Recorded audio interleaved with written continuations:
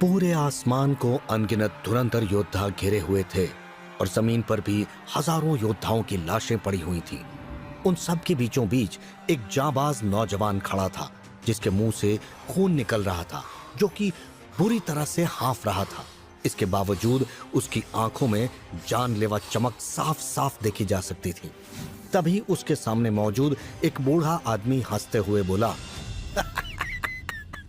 वैसे मानना पड़ेगा लड़के, तुझ में कोई तो बात है।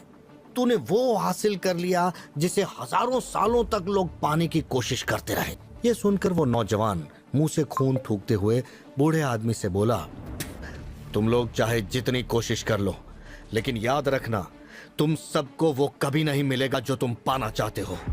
उसकी बात सुनकर बूढ़ा आदमी चीखते हुए बोला, लड़के, तेरी जिद की वजह से तू और वो ड्रैगन दोनों ही मारे जाएंगे।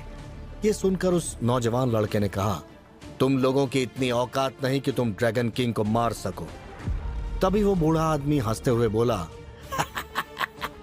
अगर ऐसी बात है तो तुम उस ड्रैगन को बुलाते क्यों नहीं? ये बात सुनकर वो लड़का एकदम खामोश हो गया। उसे खुद भी समझ नहीं आ रहा था कि उसके बुलाने पर ड्रैगन क्यों नहीं आ रहा था। तभी बूढ़ा आदमी कुटिल मुस्कान के साथ बोला, लड़के, आज अगर तुमने मेरी बात नहीं मानी तो तुम दोनों बेवजह ही मारे जाओगे। तुम्हारे लिए अच्छा यही होगा कि तुम अपने शरीर से ड्रैगन की हड्डी के उस तिलस्मी टुकड़े को मुझे सौंप दो। अगर तुमने मेरी बात मान ली तो हो सकता है मैं तुम्हारी जान बख्श दूं, लेकिन अगर तुमने ऐसा नहीं किया तो तुम कल का सूरज नहीं देख पाओगे। तभी एक दूसरे बूढ़े आदमी ने कहा, पूर्वज कुबेर, हमारे पास बहुत कम समय है। अगर वो आ गया तो जानते हो ना क्या होगा। इस पर बूढ़ा अंबर बोला, अगर इसकी किस्मत में मरना ही लिखा है तो हम क्या कर सकते हैं, इसे जान से मार डालो। इतना सुनते ही सभी लोग जो उस लड़के को घेरे खड़े थे अपनी पूरी एनर्जी के साथ ड्रैगन किंग पर हमला करने के लिए आगे बढ़े। लेकिन तभी कुछ ऐसा हुआ कि वो लोग अपनी जगह पर ही जम गए।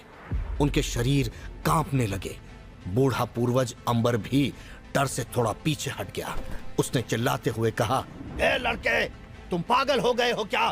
तुम जानते भी हो कि क्या कर रहे हो? अगर तुमने ड्रैगन की हड्डी को नष्ट करने के बारे में सोचा भी तो सब कुछ बर्बाद हो जाएगा और यहाँ कोई भी जिंदा नहीं बचेगा। तभी उस लड़के की हंसी पूरे आसमान में गूंजने लगी। इस वक्त लोगों का डर से बुरा हाल हो गया था और सभी लोग आपस में बातें करने लगे।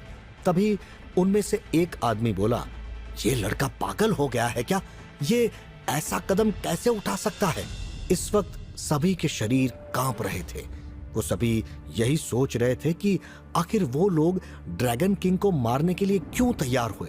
सभी बड़ी रियासतों के सरदार जिन्होंने ड्रैगन किंग को मारने के लिए यह गठबंधन बनाया था, अब बुरी तरह से पछता रहे थे।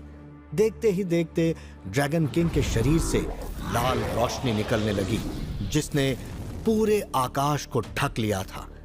उस जगह पर जो लोग कुछ देर पहले तक ड्रैगन किंग को मारने का ख्वाब देख रहे थे, अब उनके चेहरे पर डर साफ साफ देखा जा सकता था।